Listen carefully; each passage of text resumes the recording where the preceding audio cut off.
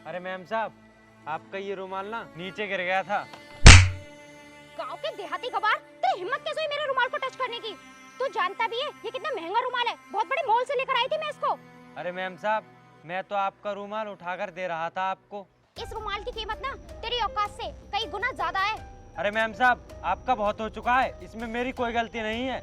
अब तो आप हद पार कर रही हो। तू मुझसे जबान लड़ाता है? अब तेरी इतनी भी हिम्मत हो गई कि तूने मेरा हाथ पकड़ लिया? जब मेरी कोई गलती नहीं है तो आप मुझे क्यों पीटे जा रही हो? वो तो तुझे अभी पता चल जाएगा कि गलती किसकी है और किसकी नहीं।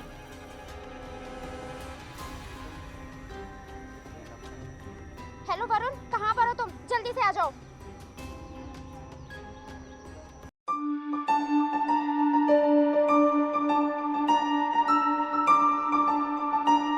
हाँ पूर्वी, बताओ मुझे इतना अर्जेंटली क्यों बुलाया? ये लड़का मुझे छेड़ रहा था और इसने मेरा हाथ भी पकड़ा। क्यों रे, तेरी इतनी हिम्मत हो गई कि तूने मेरी गर्लफ्रेंड का हाथ पकड़ा? अरे भाई, ये झूठ बोल रही है, सच्चाई तो कुछ और ही है। तेरी हिम्मत कैसे हुई मेरी गर्लफ्रेंड को टच करने की भी? वरुण, जिस हाथ से इसने मुझे टच किया था, इसका वो हाथ ही तोड़ दो। ये तुमने सही नहीं किया मेरा हाथ मरोड़ कर। सुन, ये मेरी गर्लफ्रेंड को छेड़ने का परिणाम है। और तुम सुनो, कभी भी तुम्हें कहीं भी कोई भी छेड़े तो तुरंत मुझे कॉल करना।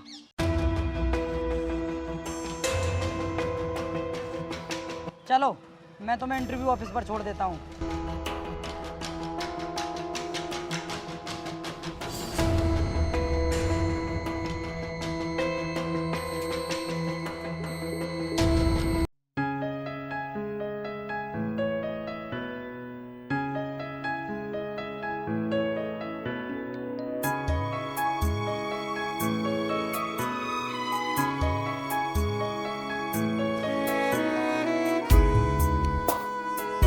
ए देहाती नौकर, तेरे साहब कहाँ हैं? जी बताइए मैडम, क्या काम है?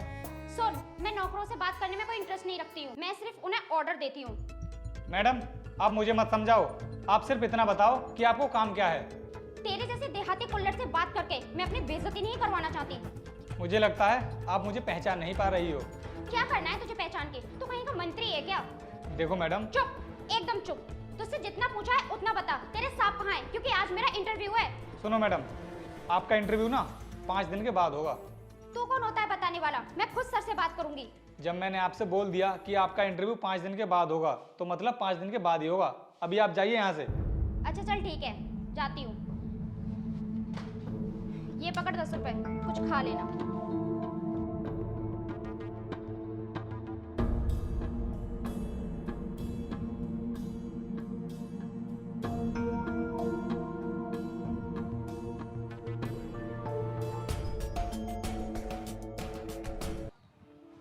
अरे पूर्वी, कल तो तुम अपना इंटरव्यू देने के लिए गई थी ना, तो उसमें क्या रहा तुम्हारा?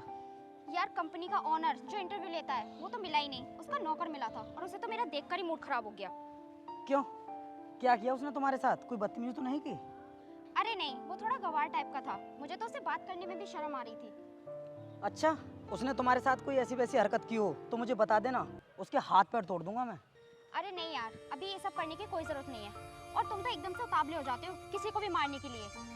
मेरे होते हुए तुम्हें कोई भी कुछ कहे बर्दाश्त नहीं कर सकता, मिट्टी में मिला दूंगा उसे। कंपनी का ओनर अगर वहाँ होता तो और बात थी, अब उस नौकर की क्या मुंह लगती मैं। लेकिन विक्रम ने तो मुझसे बोला था कि वो ऑफिस में ही है। चलो चलते हैं।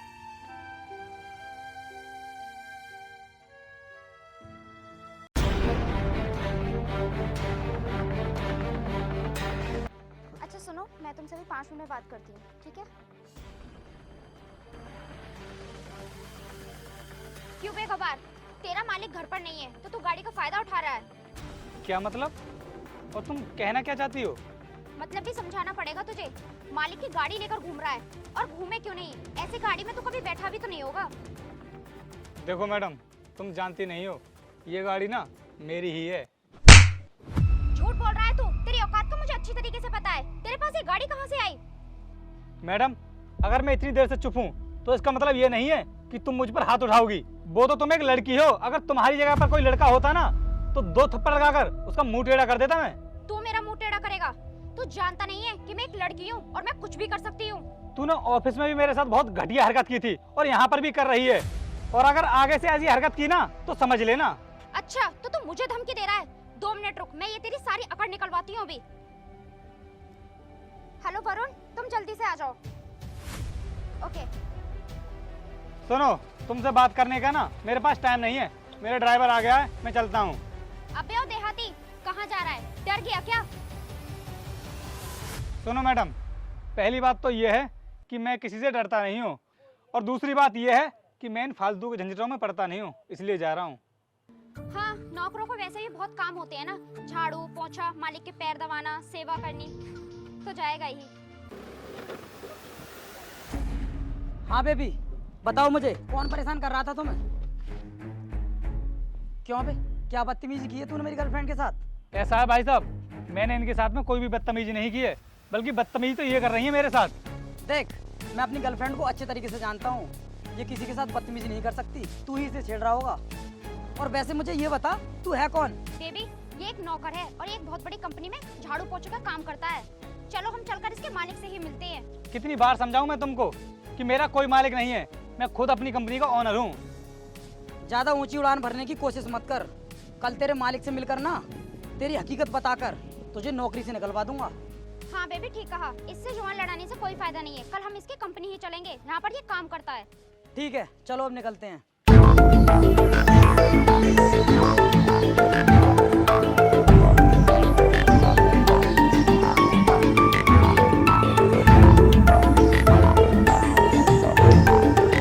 यार आज मेरा इंटरव्यू है, मुझे उस नौकर ने 5 दिन बाद आने के लिए बोला था।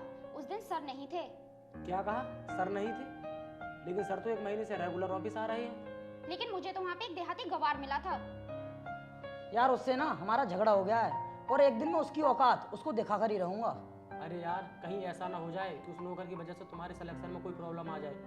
विक्रम, तू कैसी बातें कर रहा है? हमें क्या प्रॉब्लम आएगी? वो एक नौकर ही तो था। और एक नौकर की क्या औकात होती है वो हमें अच्छी तरह से पता है। और वैसे भी नौकर तो होते ही बेइज्जती कराने के लिए। चलो यार, इतना लेट क्यों कर रहे हो? हम इंटरव्यू के लिए चलते हैं।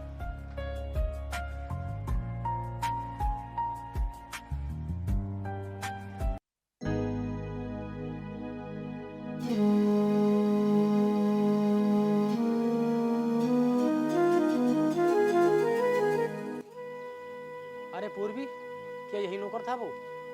नहीं, ये वो नौकर नहीं है। मुझे लगता है हमारी डर की वजह से वो नौकरी छोड़कर भाग गया।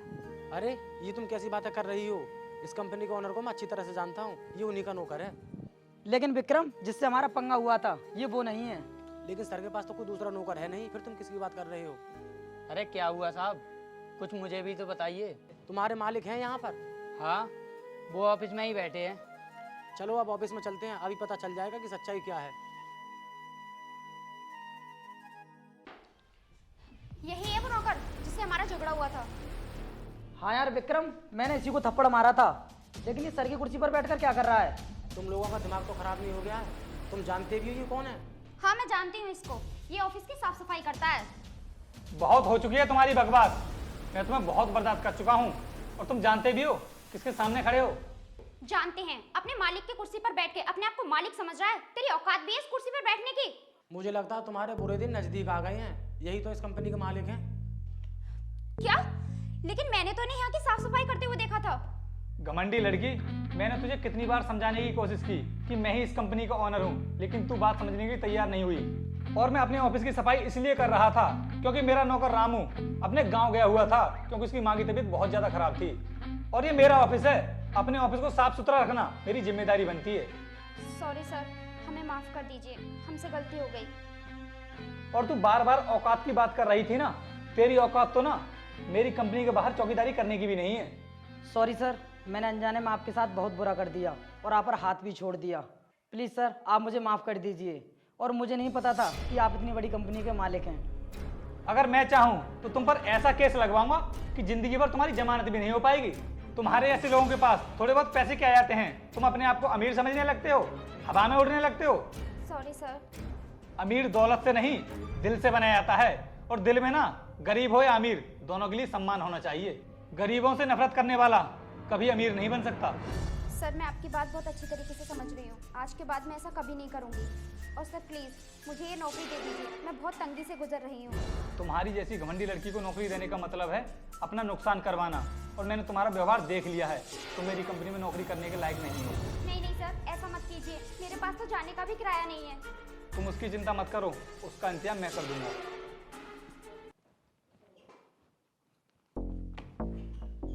ये पकड़ो, और हाँ, इनसे कुछ याद तो आ गया होगा। सर मैं मानती हूँ कि मैंने गलती की है, लेकिन मेरी गलती को मुझे इतनी बड़ी सजा मत दीजिए। मेरे पास टाइम नहीं है तुम्हारी बातें सुनने के लिए। Get out. I said get out.